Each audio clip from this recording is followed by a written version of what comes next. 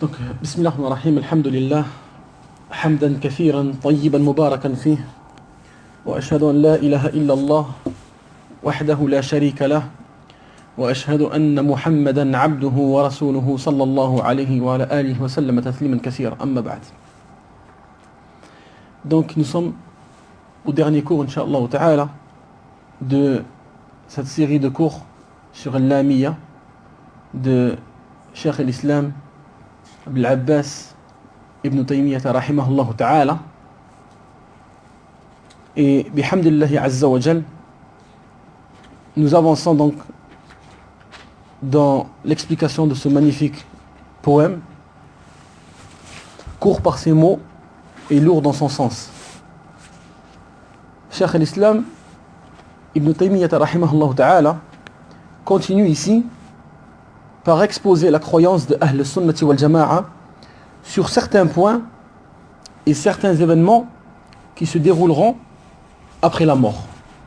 Sur certains points et certains événements qui se dérouleront après la mort. Et tout ceci entre dans la croyance au jour dernier. Al-Iman bil-Yawm al-Akhir.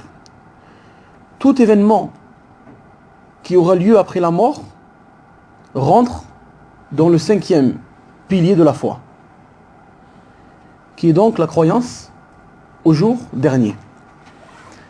Et parmi ce qui aura lieu sans aucun doute, le passage sur le pont, as-sirat, le passage sur le pont, as-sirat, et les hadiths décrivant ce pont et ce qui s'y passera sont très nombreux. Et parmi donc les preuves montrant l'existence de As-Sirat, le pont, la parole d'Allah subhanahu wa ta'ala, quand il dit wa in minkum illa wariduha kana ala rabbika hatman maqdiya.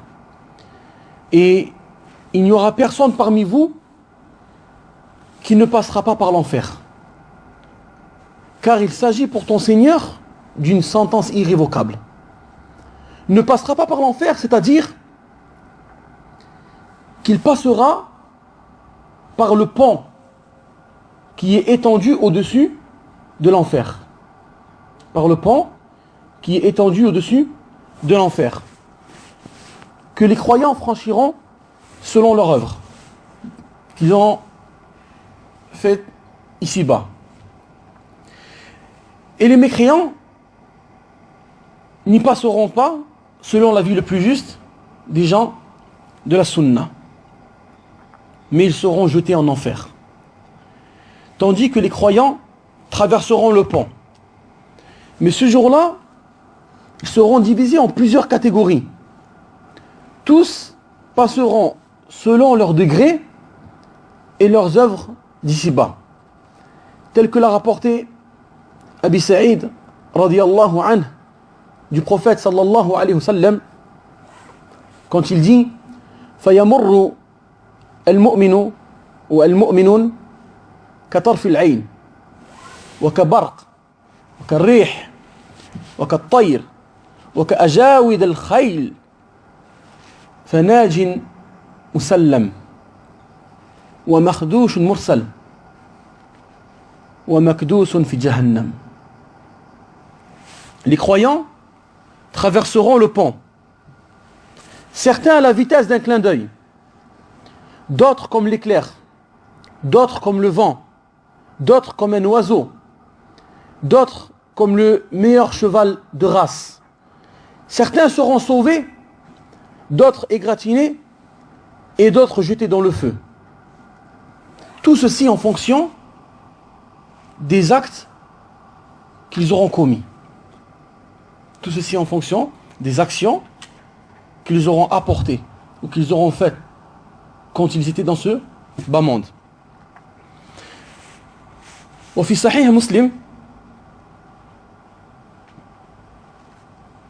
donc dans le Sahih de Muslim, il a été rapporté la parole suivante: wa nabiyyukum qa'imun ala as-sirat yaqul, wa nabiyyukum qa'imun ala as-sirat yaqul ya Rabb سلم سلم حتى تعجز الأعمال أو تعجز أعمال العباد حتى يجيء الرجل فلا يستطيع السير إلا زحفا.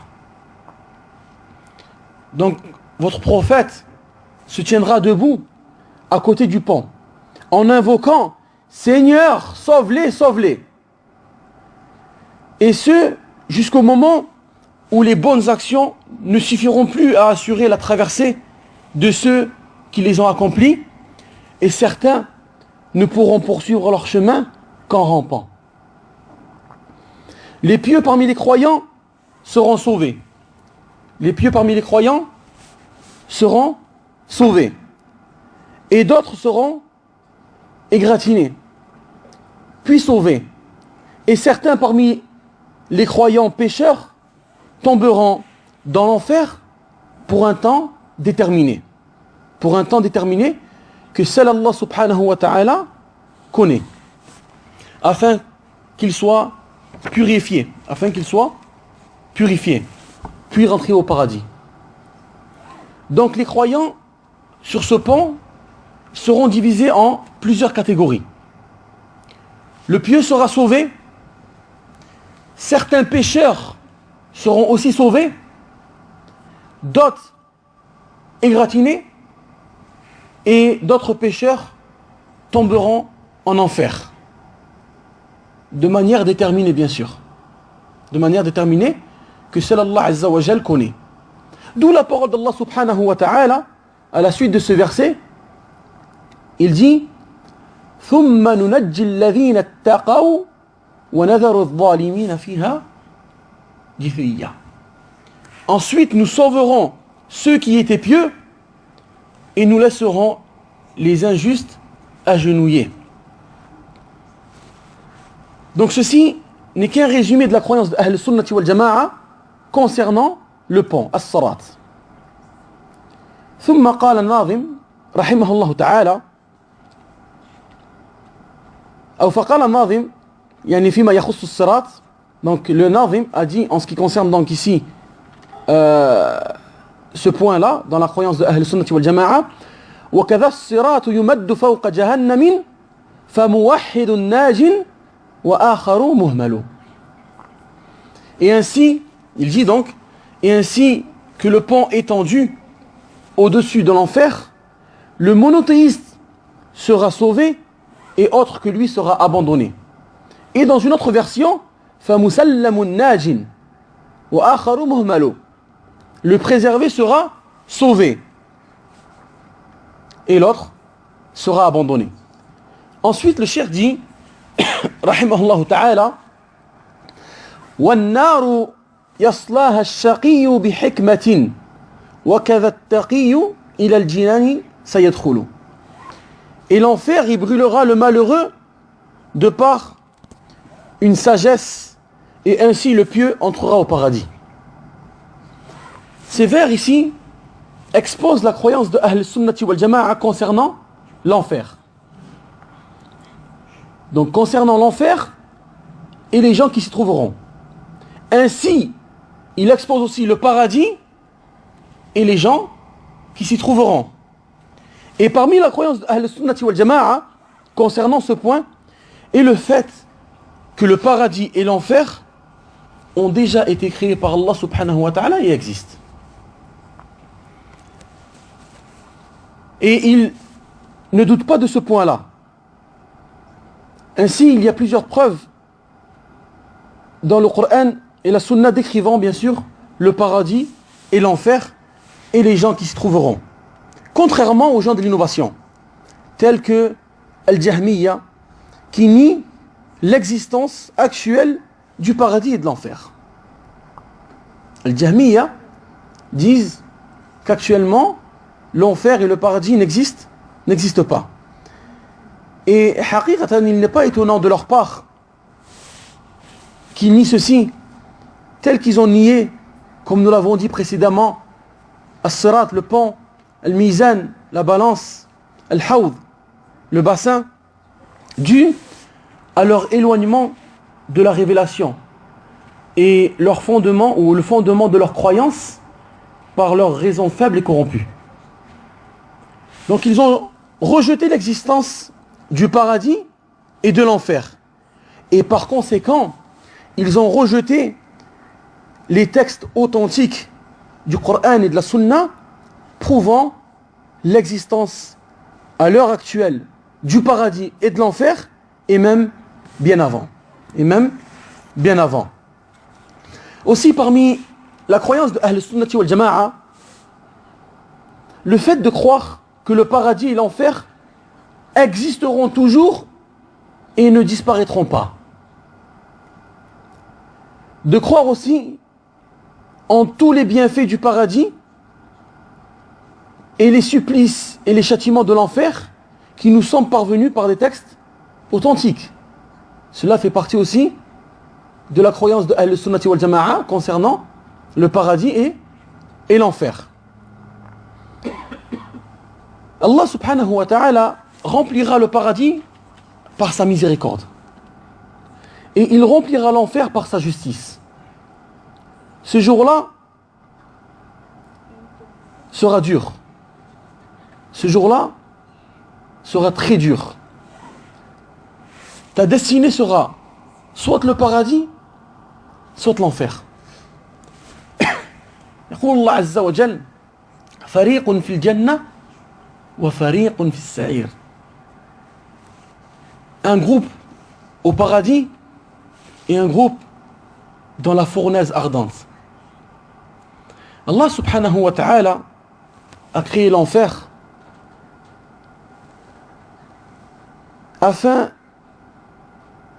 qu'il y demeure le malheureux. Afin que demeure dans l'enfer le malheureux. Soit éternellement par punition, et tel est le cas du mécréant, du polythéiste et de l'hypocrite, soit temporairement par purification. Pour celui qu'Allah aura voulu parmi les monothéistes pécheurs. Parmi les monothéistes pécheurs. Et tout ceci par la justice d'Allah subhanahu wa ta'ala. Personne ne rentrera en enfer, que ce soit éternellement ou temporairement, par injustice. Personne ne rentrera en enfer, que ce soit éternellement ou temporairement, par injustice. وَمَا رَبُّكَ بِظَلَّامٍ لِلْعَبِيدِ. Ton Seigneur, cependant, n'est point injuste envers les serviteurs. Chacun sera rétribué selon ce qu'il aura acquis, selon ce qu'il aura commis. Tel que le dit Allah subhanahu wa ta'ala quand il dit Man amila salihan fali nafsi wa man asa fa alayha. Quiconque fait une bonne œuvre, c'est pour son bien. Et quiconque fait le mal, il le fait à ses dépens. Allah Azza wa Jal, par sa justice parfaite, différencie entre l'heureux et le malheureux, entre l'obéissant et le désobéissant, entre le juste et l'injuste, entre le musulman et le mécréant. يقول الله سبحانه وتعالى أفنجعل المسلمين كالمجرمين ما لكم كيف تحكمون. Traitons-nous les soumis à Allah à la manière des criminels? Qu'avez-vous? Comment jugez-vous? ويقول سبحانه وتعالى أم حسب الذين اشتروا السيئات أن نجعلهم كالذين آمنوا وعملوا الصالحات سواء محياهم ومماتهم ساء ما يحكمون. Ceux qui commettent des mauvaises actions, compte-t-il que nous allons les traiter comme ceux qui croient et accomplissent de bonnes œuvres dans leur vie et dans leur mort, comme ils jugent mal? Et si la situation est ainsi, et bien sûr sans aucun doute elle sera ainsi, alors celui qui rentrera en enfer, il rentrera par justice d'Allah subhanahu wa ta'ala, par équité et par sagesse. Par la cause de ces mauvaises actions qu'il aura commises auparavant. Et celui qui rentrera au paradis, il rentrera par le bienfait d'Allah subhanahu wa ta'ala envers lui et par sa miséricorde. Et ensuite, par la cause des actions qu'il aura commises auparavant. يقول الله سبحانه وتعالى كلوا واشربوا هنيئا بما أسلفتم في الأيام الخالية. Mangez et buvez agréablement pour ce que vous avez avancé dans les jours passés. Donc le cheikh rahimahullah ta'ala dit النار يصلاها الشقي بحكمة. Et l'enfer, il brûlera le malheureux de par une sagesse. ويقول الله جل جلاله فأنذرتكم نارا تلظى لا يصلاها إلا الأشقى. Je vous ai donc averti d'un feu qui flambe où ne brûlera que le malheureux. Où ne brûlera que le malheureux. C'est pour ceci que Cheikh al-Islam rahimahullah ta'ala dit النار يصلاها الشقي. Et dans l'enfer il brûlera le malheureux. Et Allah Azza wa Jalla dit لا يصلاها إلا الأشقى. Où ne brûlera que le malheureux. Wallahi, billahi, tallahi, est malheureux celui qui s'est éloigné du rappel d'Allah subhanahu wa ta'ala. Il sera malheureux dans ce bas monde. Malheureux le jour du jugement. Et malheureux le jour où il sera jeté et abandonné en enfer.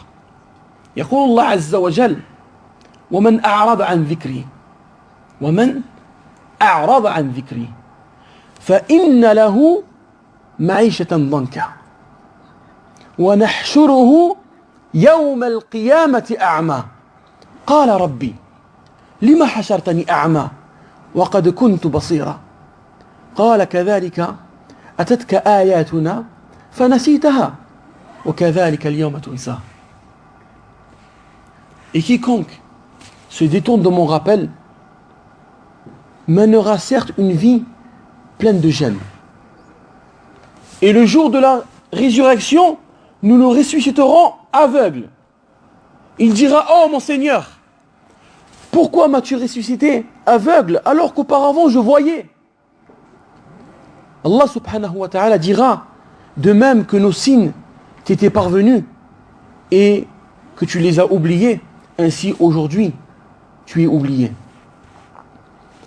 فهذا وعيد شديد لمن أعرض عن ذكر الله سبحانه وتعالى وعن طاعته فلم يؤدي حق الله عز وجل.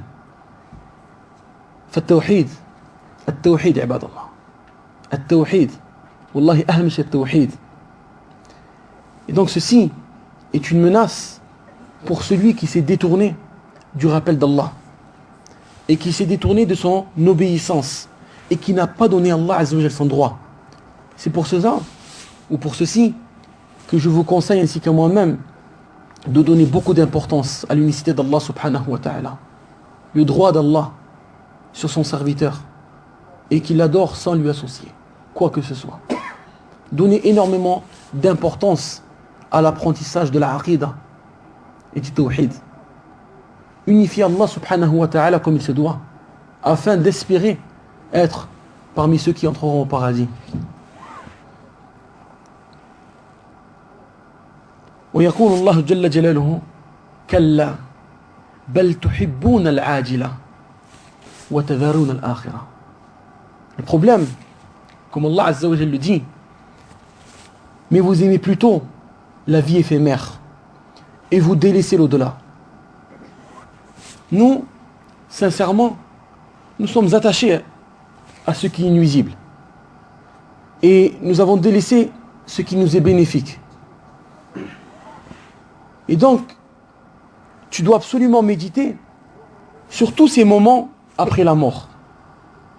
Si Allah subhanahu wa ta'ala nous a informés de ces moments après la mort, de la mort, ensuite de la tombe, ensuite du jugement, avec tout ce qu'il contient comme frayeur, le pont, as-sirat, al-mizan, toute petite action sera vue, sera pesée.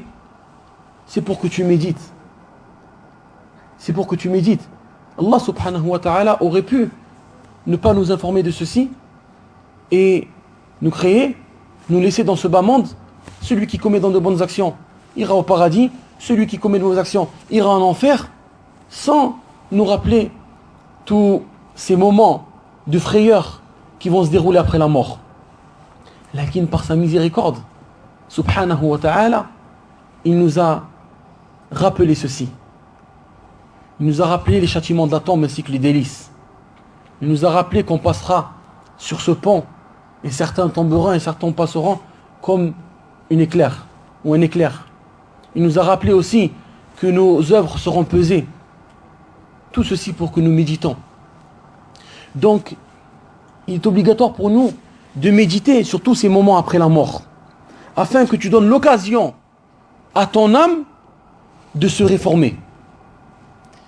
Médite sur tous ces points que nous avons cités dans ce cours et dans les cours précédents, sur la tombe et ses supplices, sur la balance, sur le passage, sur le pont, sur la distribution des livres. Le prendrons-nous de la main gauche et derrière notre dos, ou prendrons-nous ce livre de la main droite? Allahu musta'an. Le prophète sallallahu alayhi wa sallam a dit: لو تعلمون ما أعلم لضحكتم قليلا ولبكيتم كثيرا. Si vous saviez ce que je sais, vous ririez peu et pleuriez beaucoup. Abdullah ibn Mubarak rapporte de Al-Hassan al-Basri, qui rapporte qu'un homme dit à son frère, alors qu'il le voyait en train de rigoler et de rire énormément, il lui dit: t'est-il parvenu que tu passeras par l'enfer, c'est-à-dire par le pont qui traverse l'enfer? Il lui a dit oui. Il lui dit: alors, t'est-il parvenu que tu seras épargné et sauvé? Il a dit non. Alors il lui dit: alors pourquoi ces rires? Pourquoi ris-tu? نسأل الله عز وجل العفو والعافية. ثم الشيخ dit donc: والنار يصلاها الشقي بحكمة وكذا التقي إلى الجنان سيدخلون. Et l'enfer il brûlera le malheureux par une sagesse, et ainsi le pieux entrera au paradis. Ainsi le pieux entrera au paradis. ثم يقول الناظم رحمه الله تعالى أبو العباس ابن تيمية رحمه الله تعالى: ولكل حي عاقل في قبره عمل يقارنه هناك ويسأله. Et pour tout vivant, doué de raison, dans sa tombe, des actes l'accompagneront et il sera questionné. Le cheikh expose ici la croyance de Ahl Sunnati wal Jama'a concernant la tombe et ce qui s'y passera. Cette tombe qui est une demeure intermédiaire entre ce bas monde et l'au-delà. La tombe est une demeure intermédiaire, est un monde intermédiaire entre ce bas monde et l'au-delà. Et le jour où tu seras introduit dans ta tombe, toute chose qui t'accompagnait dans ce bas monde t'abandonnera. Mis à part tes actions, tes œuvres. C'est pour ceci que le cheikh dit: وَلِكُلِّ حَيٍّ عَاقِلٍ فِي قَبْرِهِ عَمَلٌ يُقَارِنُهُ هُنَاك. Et pour tout vivant, doué de raison, dans sa tombe, des actes l'accompagneront. Des actes, des œuvres, bonnes ou mauvaises, l'accompagneront. Et bien sûr, Cheikh al-Islam rahimahullah ta'ala se base, quand il dit ceci, sur la révélation, comme nous avons dit et nous avons pu le voir et constater tout au long de sa manzouma, que Cheikh rahimahullah ta'ala se base imma sur le Coran ou imma sur la sunna du prophète sallallahu alayhi wa sallam authentique. Et ici, il se base sur un hadith rapporté par Anas ibn Malik radiyallahu anhu, Et rapporté donc dans le Bukhari et Muslim, où le prophète sallallahu alayhi wa sallam a dit يتبع الميت ثلاثة فيرجع اثنان ويبقى معه واحد يتبعه أهله وماله وعمله فيرجع أهله وماله ويبقى عمله. Il dit le prophète alayhi salat wa salam, il y a trois choses qui suivent le mort. Deux reviennent et une seule reste. Sa famille, son argent et ses actes le suivent. Sa famille et son argent reviennent, tandis que ses actes restent et l'accompagnent. Tandis que ses actes restent et l'accompagnent. D'où la parole de Cheikh rahimahullah ta'ala quand il dit وَلِكُلِّ حَيٍّ عَاقِلٍ فِي قَبْرِهِ عَمَلٌ يُقَارِنُهُ هناك. أي هناك في قبره, dans sa tombe. Sa famille ne rentrera pas avec lui dans sa tombe, malgré tout l'amour qu'ils peuvent éprouver pour lui. Et son argent ne sera pas mis dans sa tombe, mais il sera partagé. Il sera partagé chez les héritiers. Seules les actions le suivront. Seules ses actions le suivront. Si ses actions sont bonnes, alors quelle bonne compagnie. Et si ses actions sont mauvaises, alors quelle mauvaise compagnie. Ensuite, le cheikh dit, à la suite de ce vers, وَيُسْأَلُ وَيُسْأَلُ أي يُسْأَلُ فِي قَبْرِهِ. Donc, il sera questionné dans sa tombe. Donc, il a exposé ici la croyance de Ahl Sunnati wal Jama'a concernant les délices et les supplices de la tombe, avec bien sûr les actions qui vont nous suivre et être pour nous ou contre nous. Et ensuite, il parle d'une chose très très importante que personne ou qui n'épargnera personne, qui est l'interrogatoire. Fitnatul qabr. Fitnatul qabr.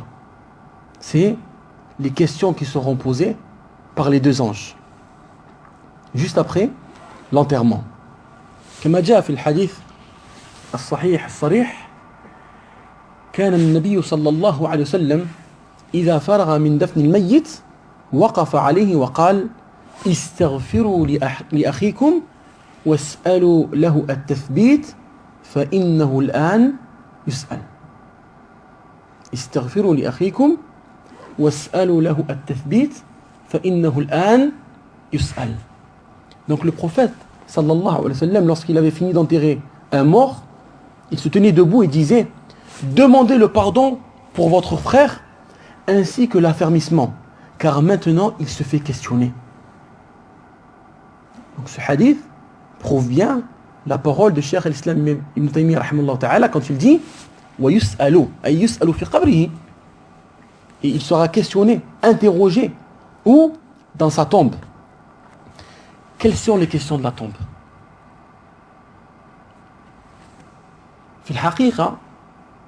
Les questions de la tombe sont connues par une phrase que nous avons souvent entendue, par un livre qui a été écrit, qui s'appelle Al-Usul Al-Thalatha, les trois fondements. Ces questions sont au nombre de trois. Quel est ton Seigneur? Quelle est ta religion? Et qu'en est-il de cet homme qui vous a été envoyé? Le croyant, par la miséricorde d'Allah subhanahu wa ta'ala, répondra mon Seigneur est Allah.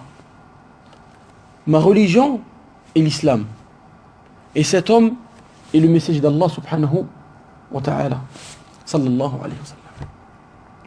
Et le mécréant et l'hypocrite diront, après ces trois questions, ou à la réponse en ces trois questions, la adri.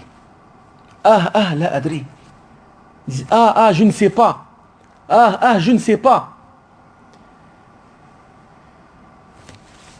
فنسأل الله عز وجل أن نكون ممن يثبتهم الله عز وجل في ذلك اليوم. Il faut savoir aussi une chose très importante, que les textes concernant ce qui se passera dans la tombe, c'est-à-dire cet interrogatoire-là, parlent souvent d'enterrement. Parlent souvent d'enterrement.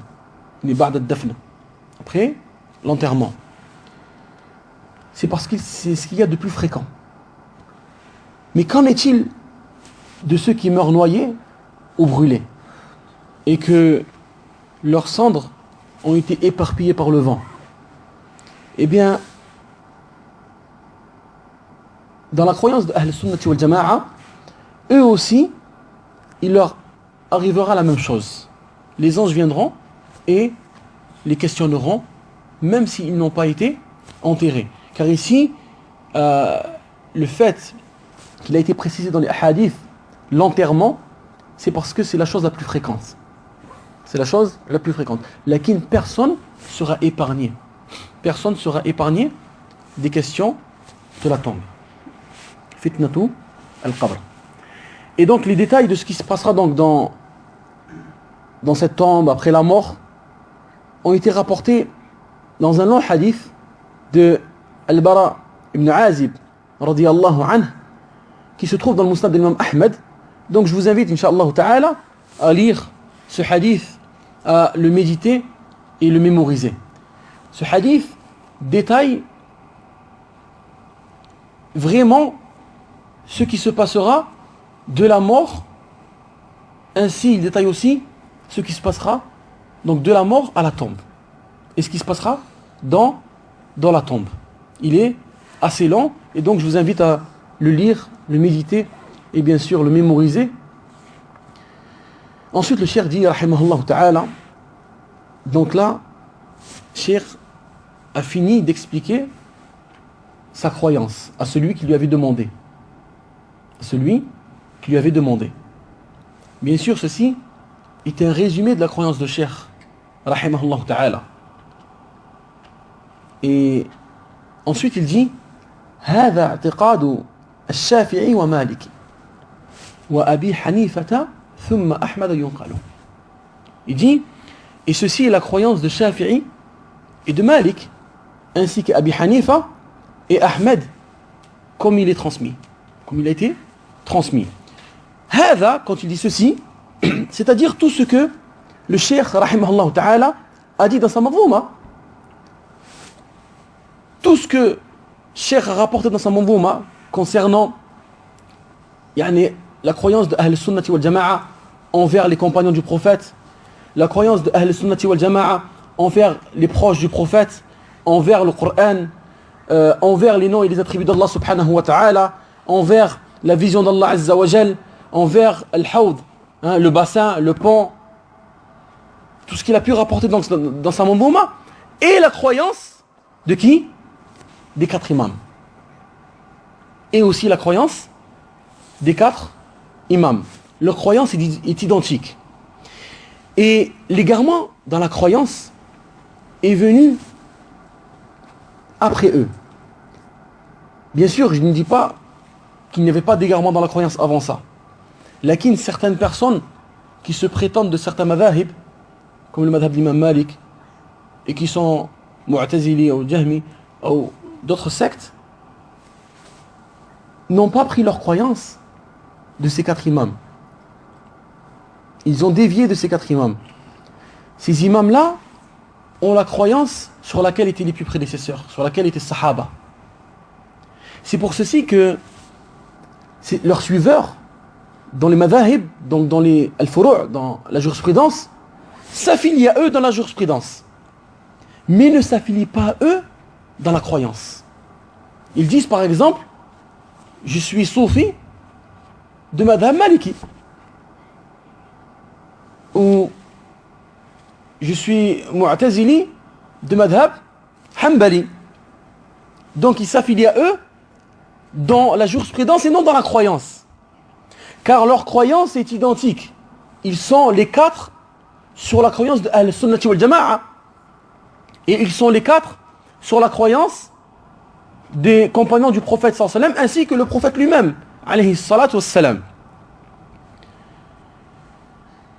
Mais il y a une question qui se pose.